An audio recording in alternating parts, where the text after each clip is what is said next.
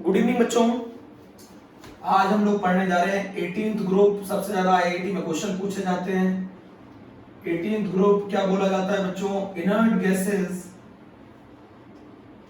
या फिर noble gases. अगर हम मैंडलीव के हिसाब से चलें, मैंडलीव के पीरियोडिक टेबल के हिसाब से चलें तो इस 18th ग्रुप को जीरो ग्रुप भी बोला जाता है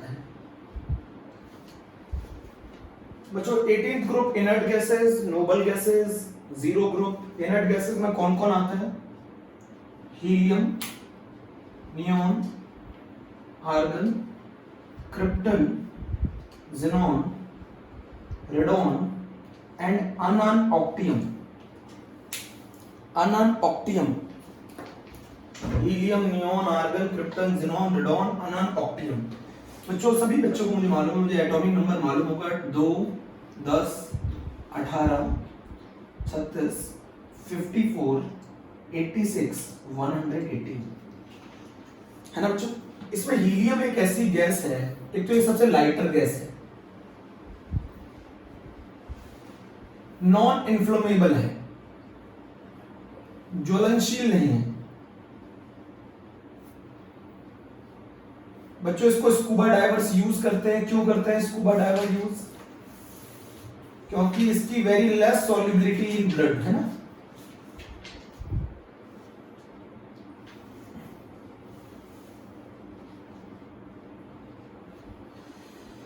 सबसे लाइटर गैस है, नॉन इन्फ्लेमेबल है। स्कूबा डाइवर्स बच्चों इसको यूज करते हैं। Very less solubility in blood. ये वाले पॉइंट कुछ लिख लो आप लोग। सबसे हल्की गैस होती है। मेट्रोलॉजिकल बॉलून होते हैं ना, जो मौसम विभाग द्वारा छोड़े जाते हैं, वो ऑब्जर्वेशन लेने के लिए उन मेट्रोलॉजिकल बैलून के अंदर इस गैस को भरा जाता है, हीलियम को।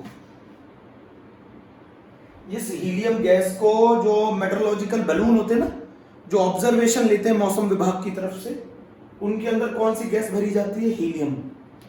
क्यों भरी जाती है? इससे भी हल्की गैस तो हाइड्रोजन है, बट हाइड्रोजन इन्फ्लेमेबल है, ये नॉन इन्फ्लेमेबल है। ये नॉन इन्फ्लेमेबल है बच्चों। इसको स्कूबा डाइवर्स क्यों यूज करते हैं? क्योंकि इसकी ब्लड में सॉल्युबिलिटी बहुत कम होती है। इसकी ब्लड में सॉल्युबिलिटी बहुत कम होती है, very less solubility in blood. बच्चों इन सभी इनर्ट गैस का जो कॉन्फ़िगरेशन होता है वो NH2NP6 होता है, एक्सेप्ट हीलियम, क्योंकि हीलियम का कॉन्फ़िगरेशन 1s2 होता है। सभी इनर्ट गैस के आउटर मोस्ट में 8 इलेक्ट्रॉन होते हैं, सिर्फ एक इनर्ट गैस को छोड़कर, और वो कौन सी इनर्ट गैस है बच्चों? हीलियम है। हीलियम सबसे हल्की इनर्ट गैस है, नॉन इन्फ्लेमेबल होती है बच्चों। एक पॉइंट बहुत इंपॉर्टेंट है हीलियम के बारे में, ये क्वेश्चन बोर्ड में पूछा जाता है। मेट्रोलॉजिकल बलून, मेट्रोलॉजिकल बलून के अंदर कौन सी गैस भरी जाती है? तो हीलियम गैस भरी जाती है मेट्रोलॉजिकल बलून के अंदर बच्चों। इस गैस की बड़ी कम सॉल्युबिलिटी होती है ब्लड में, इसलिए इसको स्कूबा डाइवर यूज करते हैं बच्चों। नियॉन जो है ना, डिस्प्ले बोर्ड्स होते हैं ना, उसमें यूज होती है। डिस्प्ले बोर्ड, डिस्प्ले बोर्ड में यूज होती है, क्योंकि जैसे ही आप पोटेंशियल लगाओगे, जैसे आप पोटेंशियल लगाओगे वैसे ये ग्लो करने लगती है। तो डिस्प्ले बोर्ड में जो बल्ब होते हैं उनके अंदर कौन सी गैस भरी होती है? नियॉन भरी होती है। क्यों? क्योंकि वो पोटेंशियल लगाने पर ग्लो करती है। तो इसीलिए ये इसका यूज हो गया बच्चों, है ना थोड़ा सा। बच्चों आर्गन का जो यूज है वो इनर्ट एटमॉस्फेयर प्रोवाइड करने में है।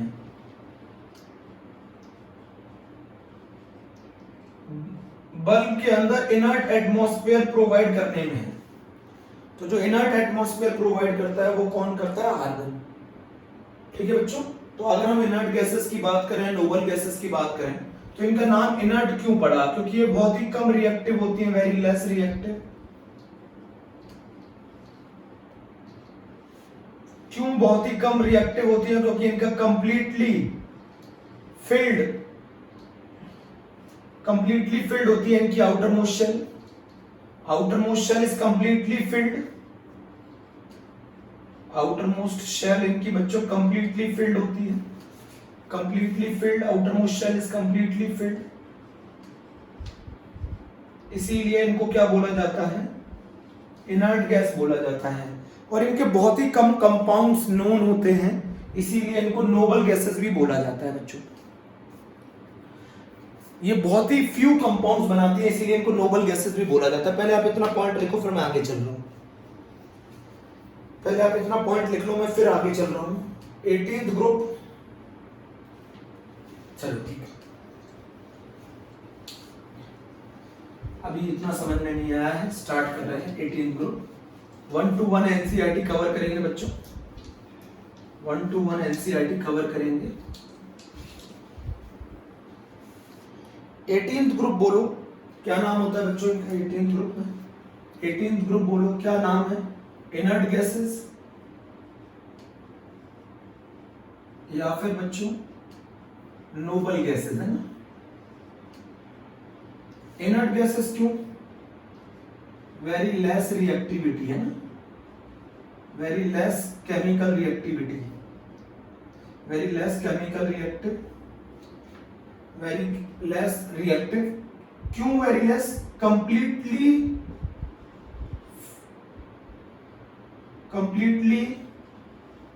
filled outermost shell,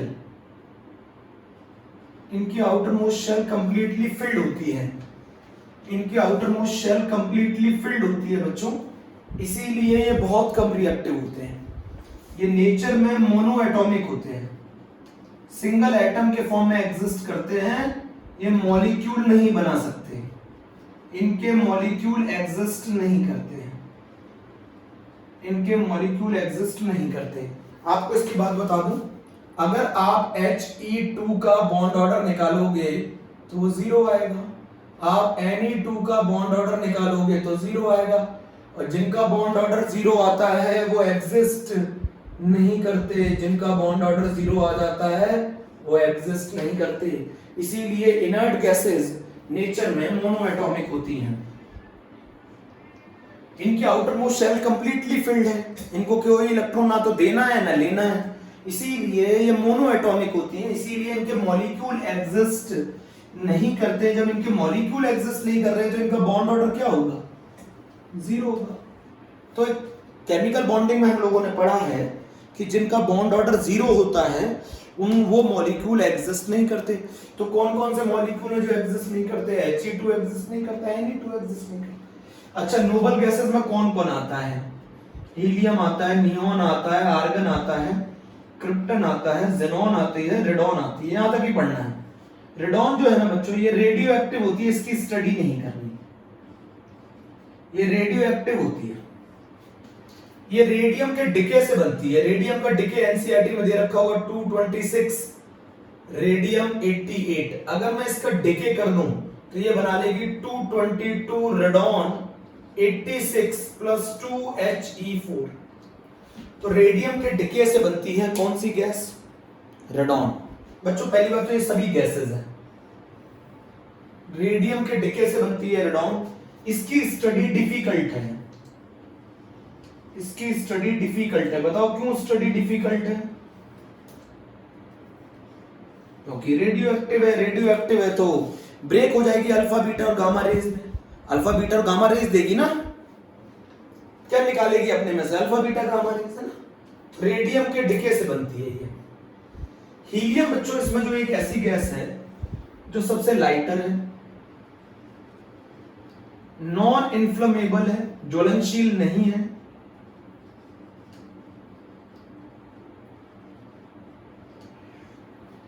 ठीक है, और बच्चों नॉन इन्फ्लेमेबल है, इसीलिए इसको यूज किया जाता है मेट्रोलॉजिकल, जो मौसम विभाग द्वारा जो बलून छोड़े जाते हैं ना, मेट्रोलॉजिकल बलून के अंदर यूज किया जाता है। क्यों यूज किया जाता है? क्योंकि सबसे हल्की गैस है। नियोन को कहां यूज किया जाता है बच्चों? डिस्प्ले बोर्ड में यूज किया जाता है। क्यों यूज किया जाता है डिस्प्ले बोर्ड में? क्योंकि अगर हम पोटेंशियल अप्लाई करते हैं तो ये ग्लो करने लगती है। आर्गन का क्या यूज है? ये इनर्ट एटमॉस्फेयर प्रोवाइड करता है, बल्ब के अंदर इनर्ट एटमॉस्फेयर प्रोवाइड करता है। नोट किया इतना? चलो नोट करो। बच्चों हीलियम का एक यूज आप और पढ़ चुके हैं सॉल्यूशन चैप्टर में, स्कूबा डाइवर्स के जो सिलेंडर यूज करते हैं स्कूबा डाइवर्स, उसमें यूज किया जाता है। क्यों यूज किया जाता है स्कूबा डाइवर्स के द्वारा? क्योंकि हीलियम की सॉल्युबिलिटी ब्लड में काफी कम होती है। हीलियम की सॉल्युबिलिटी ब्लड में काफी कम होती है। सॉल्युबिलिटी ब्लड के अंदर हीलियम की काफी कम होती है, इसीलिए स्कूबा डाइवर्स का जो सिलेंडर यूज करते हैं उसके अंदर हीलियम भी भरी होती है। पहले इतना काम कर लो, नोट कर लो, इतना पॉइंट जल्दी से नोट कर लो बच्चों, इतना पॉइंट नोट कर लो,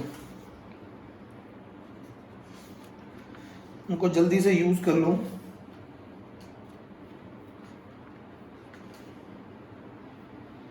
नोट किया बच्चों?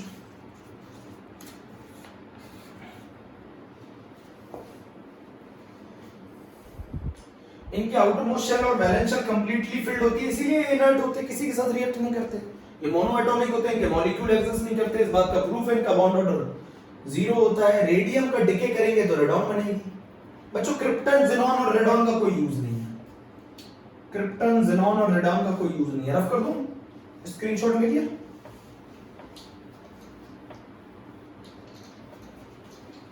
बच्चों एक एनसीईआरटी में हीलियम का एक और यूज भी दे रखा है। अगर आप हीलियम को ठंडा कर लो, लिक्विड हीलियम को क्रायोजेनिक एजेंट के रूप में यूज किया जाता है।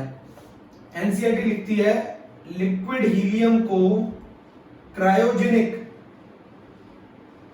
एजेंट के फॉर्म में भी यूज किया जाता है। जो ट्यूमर को डिस्ट्रॉय करते हैं ना, ट्यूमर को डिस्ट्रॉय करते हैं ना जो इंजेक्शन, उसमें यूज किया जाता है। क्रायोजेनिक एजेंट के रूप में भी यूज किया जाता है लिक्विड हीलियम को। ठीक है, चलो इतनी यहां तक की बात हो गई। ये क्वेश्चन पूछा जाता है मेट्रोलॉजिकल ऑब्जर्वेशन में, जो बलून यूज किया जाता है उसमें कौन सी गैस भरी जाती है? हीलियम। स्कूबा डाइवर्स का जो सिलेंडर है उसके अंदर कौन सी गैस भरी जाती है? हीलियम। क्यों? क्योंकि उसकी ब्लड के अंदर सॉल्युबिलिटी काफी कम है। नियॉन को डिस्प्ले बोर्ड में क्यों यूज किया जाता है? क्योंकि अगर आप पोटेंशियल अप्लाई करोगे तो ये ग्लो करने लगेगा। आर्गन क्या प्रोवाइड करता है बल्ब के अंदर? इनर्ट एटमॉस्फेयर प्रोवाइड करता है। ठीक, इतनी बात। ये तो यूजेस की बात थी, इससे कभी कभार एक क्वेश्चन पूछ लिया जाता है। एक इक्वेशन मैंने आपको बता दिया है कि 18th ग्रुप के अंदर अगर मैं आपसे बोलूं रेडॉन कैसे मिलेगी, तो एक तो 18th ग्रुप, एक तो इनको क्या बोला जाता है? इनर्ट गैस बोला जाता है ना, और एक इनको क्या बोला जाता है? नोबल गैस बोला जाता है। इनर्ट क्यों बोला जाता है? क्योंकि ये बहुत ही कम रिएक्टिव होती है, very less reactive. Very less reactive क्यों होती है? क्योंकि इनकी आउटर मोस्ट शेल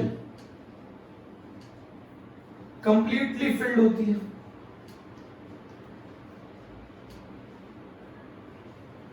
इनकी outermost shell completely filled होती है, जिसकी वजह से ये लेस रिएक्टिव होती है। नोबल गैस क्यों बोला जाता है? Very few compounds are known, very few compounds are known, इनके बहुत ही फ्यू कंपाउंड्स आर नोन। दूसरा, ये एटमॉस्फेयर में काफी कम परसेंटेज में मिलती हैं। एटमॉस्फेयर में काफी कम मात्रा में मिलती हैं। एटमॉस्फेयर में इनका परसेंटेज काफी कम होता है, लेस। इसीलिए इन गैसेस को नाम दिया गया नोबल गैसेस। तो इनर्ट गैस कह लो, नोबल गैस कह लो, है ना बच्चों। ये एटमॉस्फेयर में 1% बाय वॉल्यूम मिलती है। पूरी एयर के कितना परसेंट वॉल्यूम का? 1% बाय वॉल्यूम। इसमें भी सबसे ज्यादा पाए जाने वाली गैस कौन सी है? आर्गन। कौन नहीं मिलता एटमॉस्फेयर में? रेडॉन नहीं मिलती, रेडॉन नहीं मिलती, रेडॉन नहीं मिलती। एटमॉस्फेयर का जो 1% बाय वॉल्यूम ऑफ एयर है उसमें कौन इतनी इनर्ट गैसेस मिलती है? उसमें सबसे ज्यादा पाए जाने वाली एटमॉस्फेयर में कौन सी इनर्ट गैस है? आर्गन। इनर्ट क्यों नाम रखा गया? बहुत ही लेस रिएक्टिव होती है, outermost shell completely filled होती है। नोबल नाम क्यों रखा गया? Very few compounds are known, और एटमॉस्फेयर में काफी कम मात्रा में मिलती है। नोबल का मतलब क्या होता है? काफी कम मिलती है।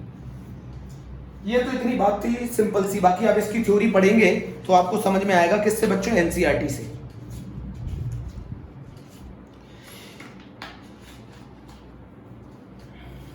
ठीक है, अब हम चल रहे हैं बच्चों, सबसे पहली बात, अब हम चल रहे हैं कि 18th ग्रुप में क्या कहानी है फिजिकल प्रॉपर्टीज की तरफ। दूसरी मैं एक बहुत इंपॉर्टेंट बात बताना चाहता हूं रफ कर दूंगी। रेडॉन एटमॉस्फेयर में नहीं मिलती। Xenon and radon are rarest gases की, है ना।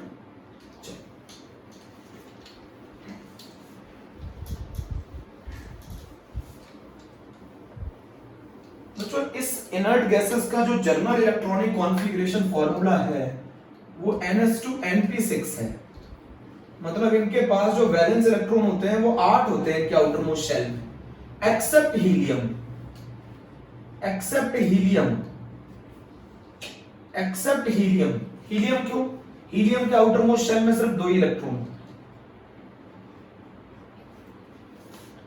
तो helium, neon, argon, krypton, xenon, radon. ठीक है। एटॉमिक नंबर सभी को मालूम है, 2, 10, 18, 36, 54, 86। कॉन्फ़िगरेशन की बात करो 1s2। नियॉन का कॉन्फ़िगरेशन क्या होगा? नियॉन का कॉन्फ़िगरेशन क्या होगा? Helium 2s2 2p6। इसका क्या कॉन्फ़िगरेशन होगा? Neon 3s2 3p6। इसका क्या कॉन्फ़िगरेशन होगा? Argon 3d10 4s2 4p6। इसका क्या कॉन्फ़िगरेशन होगा? Krypton 4d10 5s2 5p6। इसका क्या कॉन्फ़िगरेशन होगा? Xenon 4f14 5d10 6s2 6p6। सुना ध्यान से? नहीं सुना? सभी के आउटर मोस्ट शेल में कितने इलेक्ट्रॉन है? वैलेंस शेल में 8, एक्सेप्ट हीलियम। हीलियम को छोड़कर सभी के आउटर मोस्ट शेल में 8 इलेक्ट्रॉन है। बच्चों इनर्ट गैसेस के एटम्स के बीच में, इनर्ट गैसेस के एटम्स के बीच में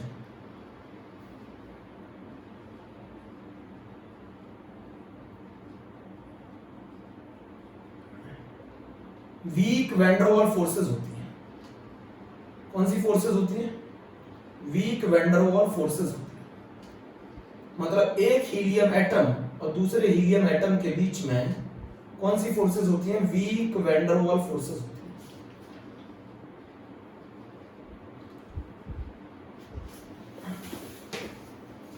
इनर्ट गैसेस कोई बॉन्ड तो बनाते नहीं है, तो इनके एटम्स के बीच में weak van der Waals forces होती है। Weak van der Waals force में भी कौन सी फोर्स होती है? लंडन फोर्स या फिर डिस्पर्जन फोर्स बोल लो।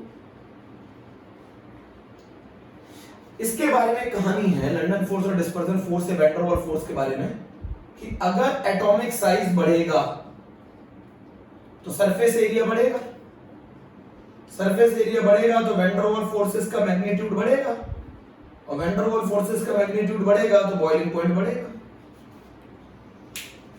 वैन डर वाल्स फोर्सेस का मैग्नीट्यूड साइज के डायरेक्टली प्रोपोर्शनल है। जैसे जैसे साइज बढ़ेगा वैसे वैसे वैन डर वाल्स फोर्सेस का मैग्नीट्यूड बढ़ेगा, वैसे वैसे बॉइलिंग पॉइंट बढ़ेगा।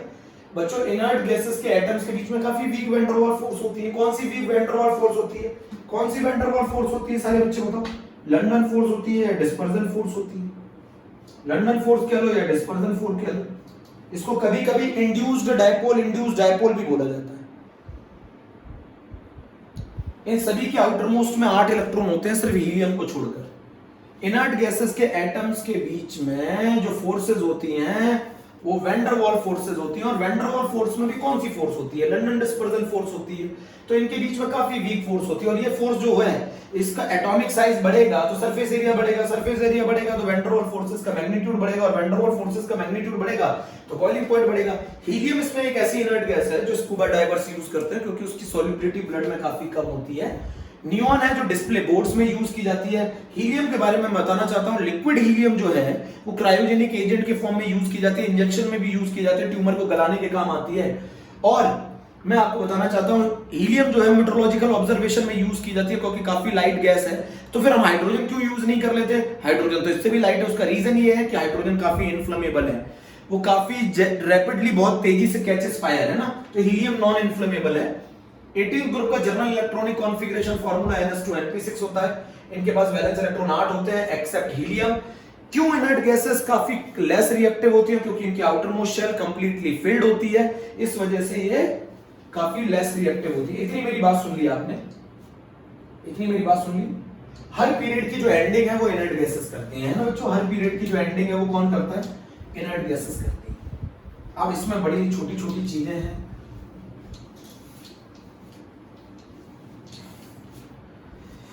बच्चों मैं आपको एक चीज और बताना चाहता हूं यहाँ पर।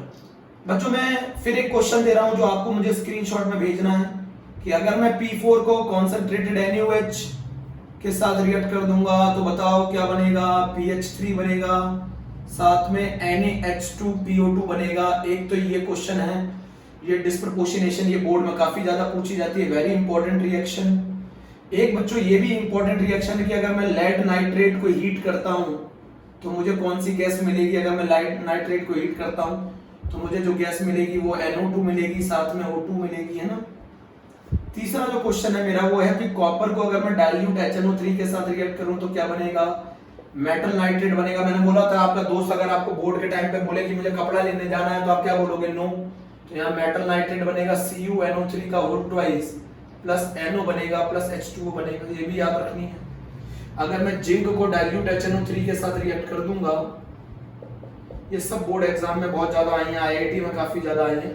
तो ये जिंक नाइट्रेट बनाएगा, साथ में N2O बनाएगा, साथ में H2O बनाएगा। तो ये पहला क्वेश्चन हो गया जो आपको मुझे स्क्रीनशॉट में भेजना होगा ताकि तभी आपकी अटेंडेंस होगी। बच्चों इस रिएक्शन के ऊपर आपको लिखना पड़ेगा कि ये डिस्प्रपोर्शनेशन रिएक्शन है और ये प्रिपरेशन भी है फॉस्फीन की, ये प्रिपरेशन भी है फॉस्फीन की। फॉस्फीन कहाँ यूज की जाती है?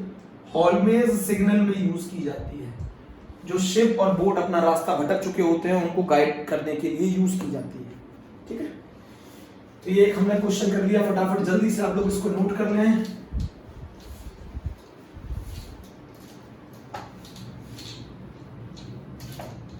अब बच्चों मैं आपको बताना चाहता हूं, आप देखो बड़ा आसान है, ग्रुप में उन्हीं को रखा जाता है जिनके वैलेंस इलेक्ट्रॉन सेम होते हैं। तो अगर मैं आपसे पूछूंगा कि अगर मैं हीलियम ले लूं तो हीलियम के वैलेंस इलेक्ट्रॉन कितने हैं? 2। इसको छोड़कर बाकी सभी के अंदर वैलेंस इलेक्ट्रॉन 8 होते हैं। Neon, argon, krypton, xenon, radon की स्टडी नहीं करते तो आपको ज़ेनॉन का कॉन्फ़िगरेशन लिखने की जरूरत नहीं है, आपको सभी को मालूम है इनके पास वैलेंस इलेक्ट्रॉन क्या होते हैं? 8 होते हैं। इनकी आउटर मोस्ट शेल कंप्लीटली भरी होती है, उसमें 8 वैलेंस इलेक्ट्रॉन होते हैं। अब सबसे पहले हम लोग पढ़ने जा रहे हैं एटॉमिक साइज। अगर हम फिजिकल प्रॉपर्टीज पढ़ने जाते हैं तो सबसे पहले पढ़ने जा रहे हैं एटॉमिक साइज। एटॉमिक साइज में बड़े छोटी सी कंडीशन है मेरे प्यारे बच्चों। एटॉमिक साइज आपको मालूम है, जो रेडियस बोलो, एटॉमिक रेडियस बोलो, वो डायरेक्टली प्रोपोर्शनल होती है शेल के, और जो एटॉमिक रेडियस है वो इनवर्सली प्रोपोर्शनल होती है जेड इफेक्टिव के। तो मैं आपको बता दूं कि डाउन द ग्रुप जाने पर ऐसा नहीं है कि जेड इफेक्टिव बढ़ता नहीं है, वो बढ़ता है, पर ज्यादा डोमिनेंट कौन होता है? शेल ज्यादा डोमिनेंट होती है। तो इस फैमिली में सबसे छोटा मेंबर हीलियम है, देन नियोन है, देन आर्गन है, देन क्रिप्टन है, देन ज़ेनॉन है। इस फैमिली में सबसे जो बड़ा साइज है, सबसे बड़ा साइज वो ज़ेनॉन का है, लार्ज साइज। अभी आगे जाके क्वेश्चन पूछा जाएगा ज़ेनॉन के ज्यादा रिएक्टिव होने के पीछे रीजन क्या है, उसमें एक साइज भी है। तो इस फैमिली में डाउन द ग्रुप जाने पर साइज बढ़ेगा, helium, neon, argon, krypton, xenon, ये तो आप जानते हैं। डाउन द ग्रुप जाएंगे शेल बढ़ेगी, शेल बढ़ेगी तो साइज बढ़ेगा, शेल बढ़ेगी तो साइज बढ़ेगा, साइज बढ़ेगा तो सरफेस एरिया बढ़ेगा, सरफेस एरिया बढ़ेगा तो वैन डर वाल्स फोर्सेस का मैग्नीट्यूड बढ़ेगा, वैन डर वाल्स फोर्सेस का मैग्नीट्यूड बढ़ेगा तो बॉइलिंग पॉइंट बढ़ेगा। वैसे आपको मालूम होना चाहिए कि इनर्ट गैसेस का बॉइलिंग पॉइंट काफी कम होता है। क्या रीजन है इनर्ट गैसेस का बॉइलिंग पॉइंट काफी कम होता है? क्या रीजन है? ये रहा रीजन, इनर्ट गैसेस का बॉइलिंग पॉइंट काफी कम होता है। एनसीईआरटी का टेक्स्ट क्वेश्चन है, why inert gases have very low boiling point? तो very simple reason, inert gases कोई बॉन्ड तो बनाती नहीं है, तो उनके बीच में जो फोर्सेस है वो weak van der Waals forces हैं जिन्हें बड़ी आसानी से ब्रेक किया जा सकता है, इसीलिए इनर्ट गैसेस का बॉइलिंग पॉइंट कम होता है।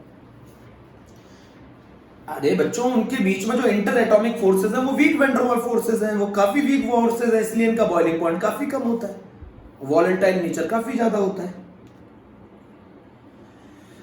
सुन लिया? इनर्ट गैसेस के एटम्स के बीच में weak van der Waals forces होती है, इसीलिए इनका बॉइलिंग पॉइंट काफी कम होता है। अरे बच्चों, बहुत आसान सा क्वेश्चन है। Interatomic forces, weak van der Waals forces है, डिस्पर्जन फोर्सेस है, बहुत आसानी से ब्रेक कर सकते हो।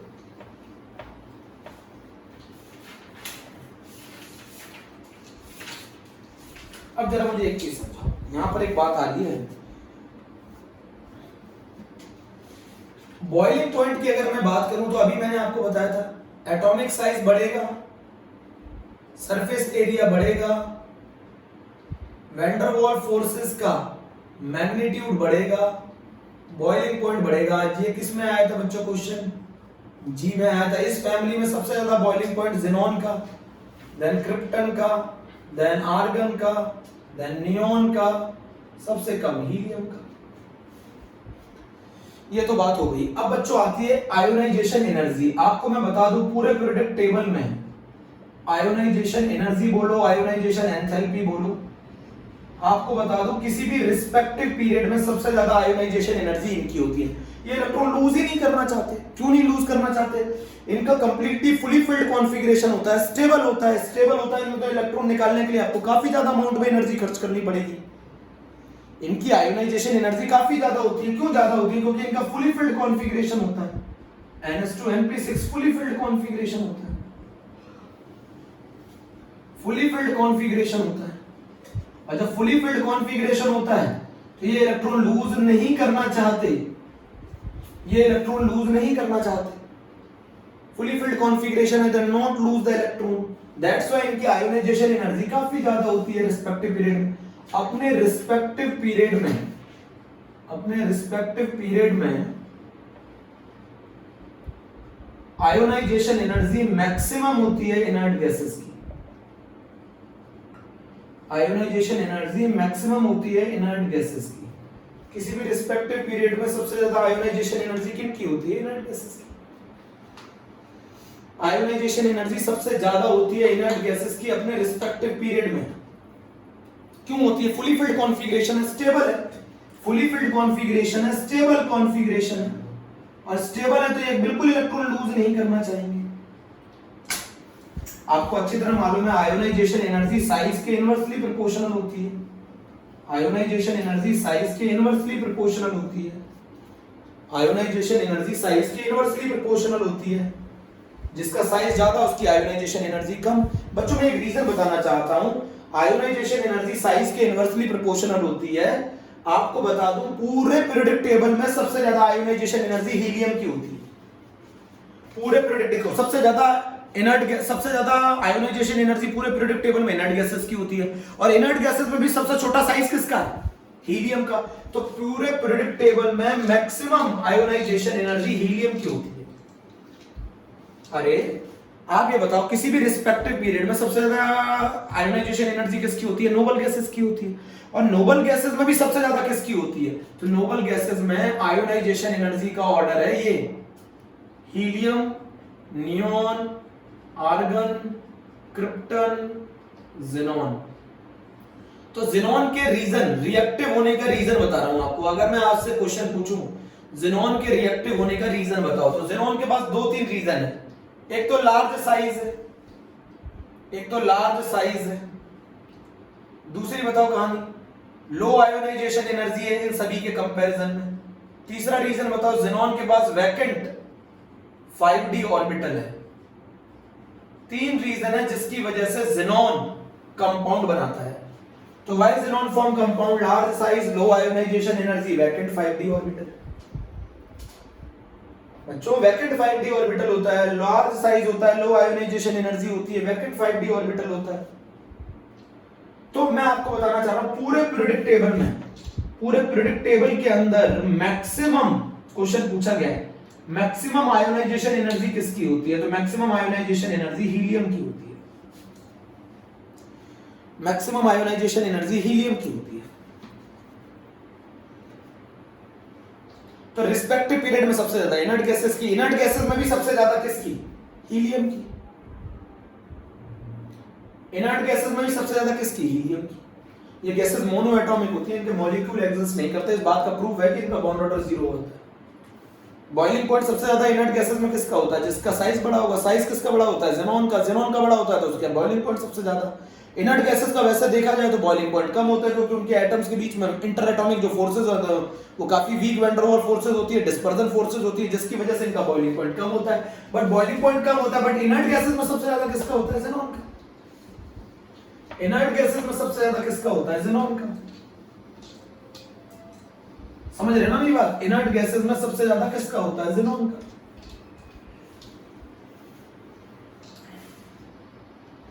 अब बच्चों मेरी बात सुनो, एक और टर्म आता है इलेक्ट्रॉन गेन एंथैल्पी, बहुत इंपॉर्टेंट है। इनके केस में एनर्जी रिलीज नहीं होती इलेक्ट्रॉन को लेने के बाद, इनके केस में एनर्जी एब्जॉर्ब होती है। बच्चों अगर एनर्जी रिलीज करता है तो इसका मतलब वो इलेक्ट्रॉन को एक्सेप्ट करना चाहता है, खुश हो रहा है इलेक्ट्रॉन को लेकर। ये इलेक्ट्रॉन लेना ही नहीं चाहते। क्यों नहीं लेना चाहते? क्योंकि अगर इन्होंने एक इलेक्ट्रॉन ले लिया तो इनको एक नई शेल की आवश्यकता पड़ेगी उस इलेक्ट्रॉन को रखने के लिए। ये वैसी बात है, अगर हमारे घर में कोई एक मेंबर आ जाए तो उसके चक्कर में क्या हम पूरा मकान खरीद लेंगे? बच्चों ये इलेक्ट्रॉन गेन एंथैल्पी, इनकी electron gain enthalpy highly positive होती है, हाईली पॉजिटिव होती है। ये चीज ये बताती है कि ये इनको इलेक्ट्रॉन एक्सेप्ट कराने के लिए एनर्जी रिलीज नहीं होती। अगर ये इलेक्ट्रॉन एक्सेप्ट कराना हो, इनको इलेक्ट्रॉन एक्सेप्ट करना हो तो एनर्जी एब्जॉर्ब होती है, काफी ज्यादा एनर्जी देनी पड़ती है, क्योंकि ये इलेक्ट्रॉन लेना ही नहीं चाहते। क्यों नहीं लेना चाहते? क्योंकि अगर ये इलेक्ट्रॉन ले लेंगे तो ये हाईली अनस्टेबल हो जाएंगे, इसलिए इनके केस में एनर्जी देनी पड़ती है। भाई इनकी इलेक्ट्रॉन गेन एंथैल्पी जीरो नहीं, हाईली पॉजिटिव होती है, मतलब ये इलेक्ट्रॉन गेन नहीं करना चाहते। आप अगर इन्हें इलेक्ट्रॉन गेन कराएंगे तो आपको बहुत ज्यादा अमाउंट में एनर्जी इनको देनी पड़ेगी। दैट्स व्हाई इनकी इलेक्ट्रॉन गेन एंथैल्पी पॉजिटिव होती है और इनकी जो इलेक्ट्रॉन अफिनिटी है वो नेगेटिव होती है। क्या ये इलेक्ट्रॉन से प्यार करते हैं? अफिनिटी का मतलब लगाव नहीं करते। जब ये इलेक्ट्रॉन से लगाव नहीं करते तो ये खुशी जाहिर नहीं करेंगे। खुशी का मतलब है एनर्जी रिलीज करना। तो ये इलेक्ट्रॉन से जब प्यार ही नहीं करते तो ये फिर क्या करेंगे? ये खुशी जाहिर नहीं करेंगे। खुशी जाहिर नहीं करेंगे मतलब इनको एनर्जी देनी पड़ेगी उस इलेक्ट्रॉन को एक्सेप्ट कराने के लिए, क्योंकि ये इस इनकमिंग इलेक्ट्रॉन को रिपल्शन प्रोवाइड करते हैं। ये इस इनकमिंग इलेक्ट्रॉन को रिपल्शन प्रोवाइड करते हैं बच्चों। ये इस इनकमिंग इलेक्ट्रॉन को रिपल्शन प्रोवाइड करते हैं। जब रिपल्शन प्रोवाइड करते हैं तो आप अगर इस इलेक्ट्रॉन को गेन कराना चाहेंगे तो आपको एनर्जी इनको देनी पड़ेगी, आपको एनर्जी देनी पड़ेगी। बोलो, नहीं समझ रहे हो? इनकी इलेक्ट्रॉन गेन एंथैल्पी पॉजिटिव होती है। और इनर्ट गैसेस में बच्चों ये भी क्वेश्चन आ चुका है, इनर्ट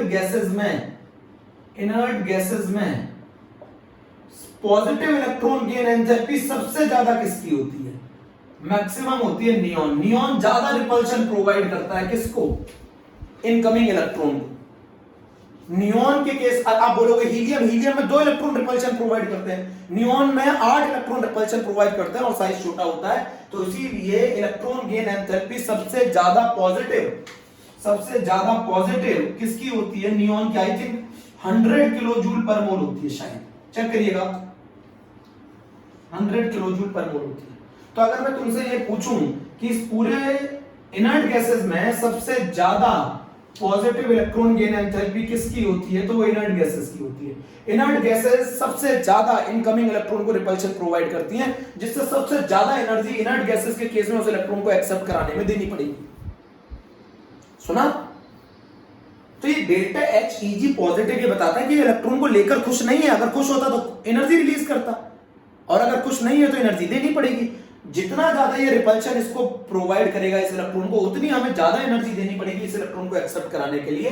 नियॉन के केस में इलेक्ट्रॉन गेन एंथैल्पी सबसे ज्यादा पॉजिटिव होती है। नीट क्वेश्चन पूछ चुका है, जी पूछ चुका है कि सबसे ज्यादा positive electron gain enthalpy among inert gases किसकी होती है? ज्यादातर बच्चे हीलियम लगा देते हैं, बट आंसर नियॉन है। चेक करिएगा बच्चों, एनसीईआरटी बताती है 116 है बच्चों, सॉरी 116 है बच्चों। एनसीईआरटी बताती है 116 है, 116 किलो जूल पर मोल है। सबसे कम पॉजिटिव इलेक्ट्रॉन गेन एंथैल्पी, सबसे कम positive electron gain enthalpy xenon की होती है 68।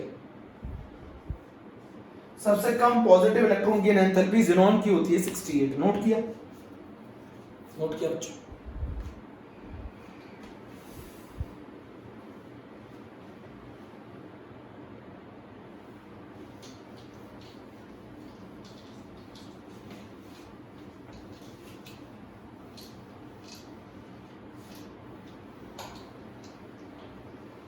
अब मेरी बात सुनो बहुत ध्यान से।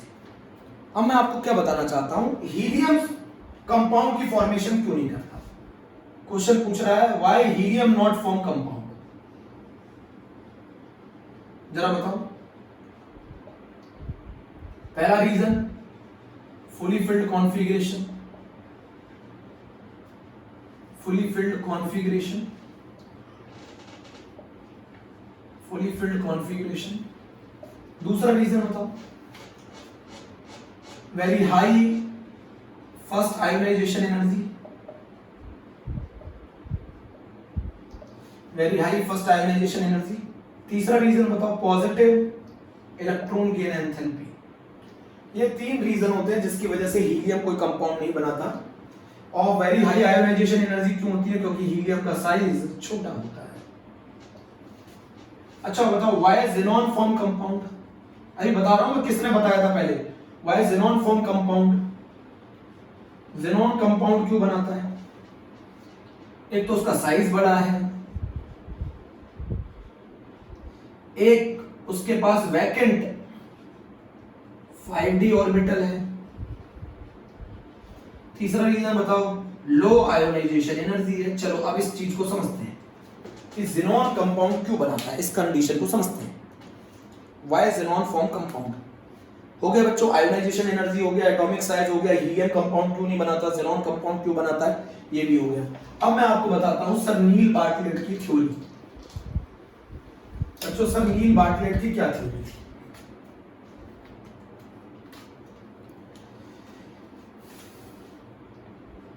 सर नील बार्टलेट बच्चों मार्च 1962 में इन्होंने एक कंपाउंड बनाया O2 को, मॉलिक्यूलर ऑक्सीजन को PTF6 के साथ रिएक्ट कराया. काफी पावरफुल ऑक्सीडाइजिंग एजेंट था, काफी पावरफुल ऑक्सीडाइजिंग एजेंट था ये PTF6. इसने क्या किया, मॉलिक्यूलर ऑक्सीजन को ऑक्सीडाइज कर दिया. और मॉलिक्यूलर ऑक्सीजन को जब ऑक्सीडाइज किया तो इसकी आयोनाइजेशन एनर्जी थी 1175 किलोजूल पर मोल. और इसने एक कंपाउंड बनाया O2 प्लस PTF6 माइनस. इसका नाम था बच्चों डाइऑक्सीजनाइल हेक्साफ्लोरो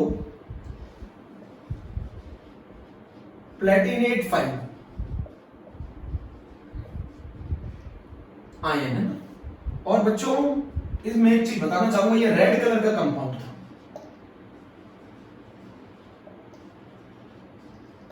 तो इसमें सर नील बार्टलेट ने ये देखा कि जब PTF6 मॉलिक्यूलर ऑक्सीजन, O को नहीं, मॉलिक्यूलर ऑक्सीजन O2 को जब ऑक्सीडाइज कर सकता है, और उसको ऑक्सीडाइज करने में इसको कितनी आयोनाइजेशन एनर्जी लग रही है, इसको ऑक्सीडाइज जब इसने किया और O2 में से इलेक्ट्रॉन निकालने में कितनी एनर्जी लग रही है, 1175. तो इन्होंने चेक किया कि ज़ेनॉन की जो आयोनाइजेशन एनर्जी है वो मॉलिक्यूलर ऑक्सीजन के बराबर है. ज़ेनॉन की जो आयोनाइजेशन एनर्जी है जो वो मॉलिक्यूलर ऑक्सीजन के बराबर है, लगभग 1170 किलोजूल पर मोल. तो जब ये O2 को ऑक्सीडाइज कर सकता है PTF6, तो ज़ेनॉन को भी ऑक्सीडाइज कर सकता है.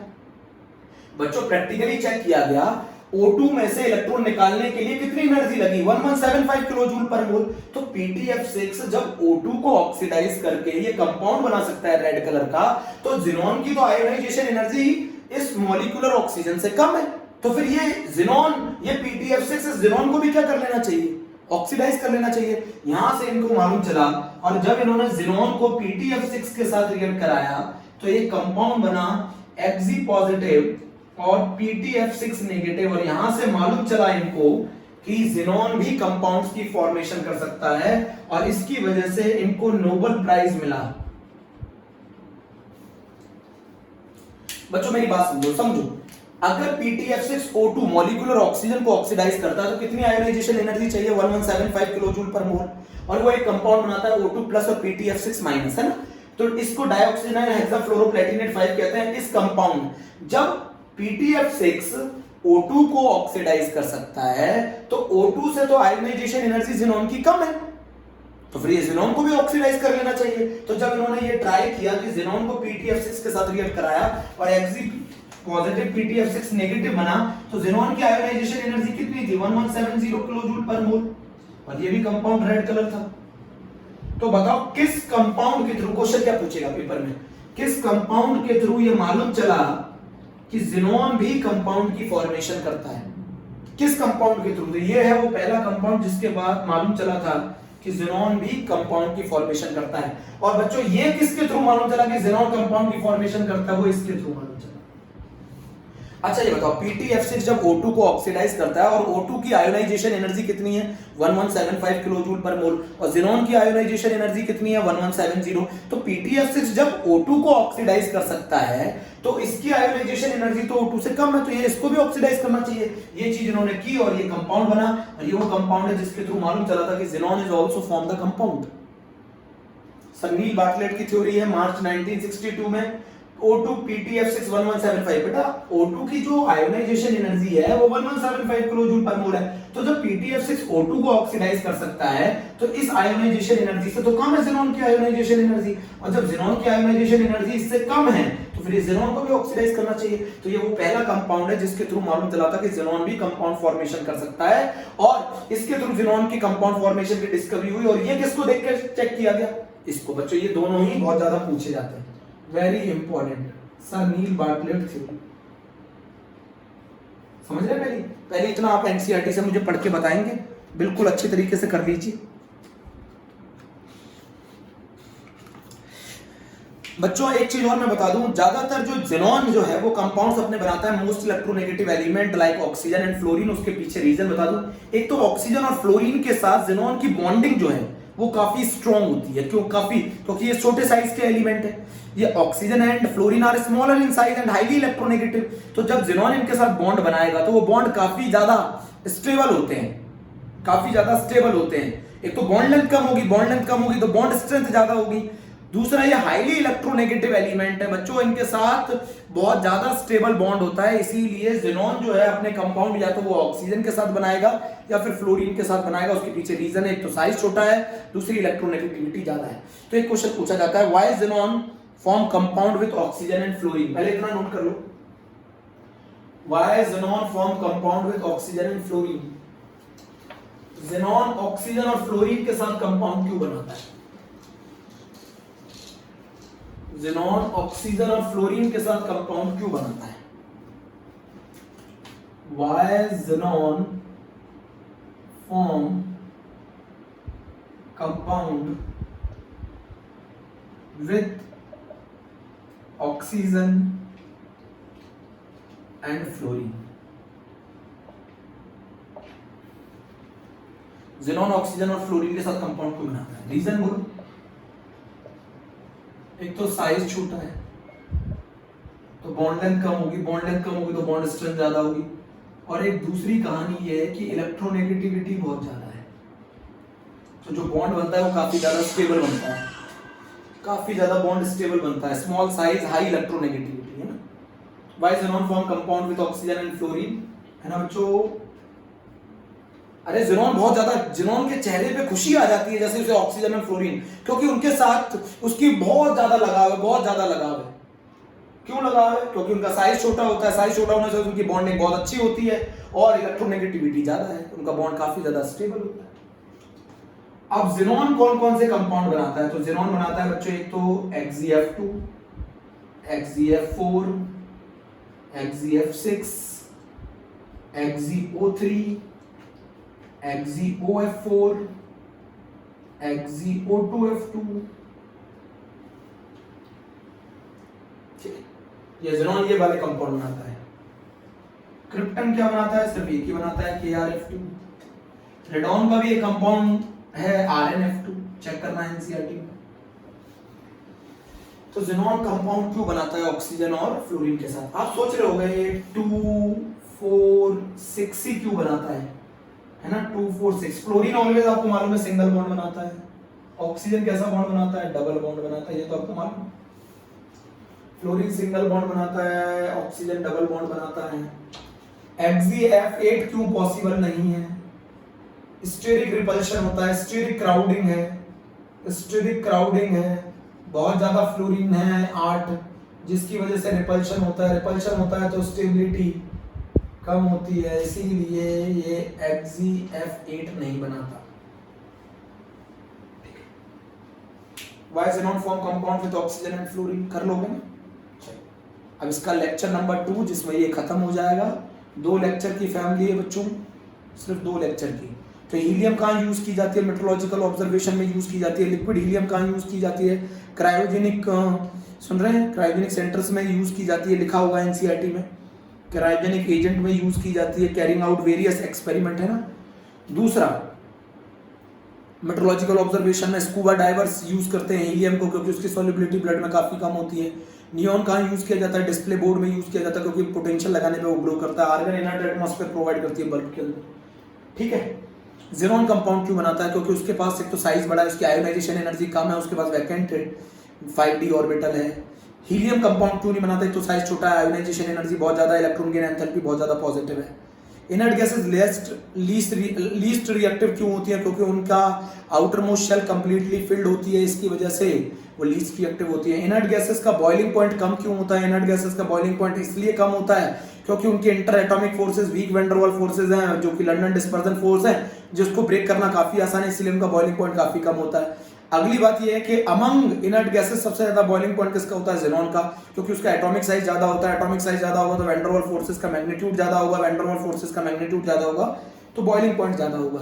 नील बार्टलेट की थ्योरी क्या कहती है? पीटीएफ से जब O2 को मॉलिक्यूलर ऑक्सीजन को ऑक्सीडाइज कर सकता है और उसकी आयोनाइजेशन एनर्जी 1175 है, तो जब वो उसको ऑक्सीडाइज कर सकता है तो वो ज़ीनॉन को ऑक्सीडाइज क्यों नहीं कर सकता? क्योंकि उसकी आयोनाइजेशन एनर्जी तो मॉलिक्यूलर ऑक्सीजन से कम है या कंपेरेबल है। तो जब ये पहला कंपाउंड बनाया गया तो वो पहला कंपाउंड बना Xg पॉजिटिव PTF6 नेगेटिव, जिससे मालूम चला कि ज़ीनॉन भी कंपाउंड की फॉर्मेशन करता है, ठीक है। तो यहाँ तक आज हम लोगों ने पढ़ लिया है, इतना पोर्शन आप लोगों को अच्छे से पढ़ना है, ठीक है। ओके, थैंक यू बच्चों।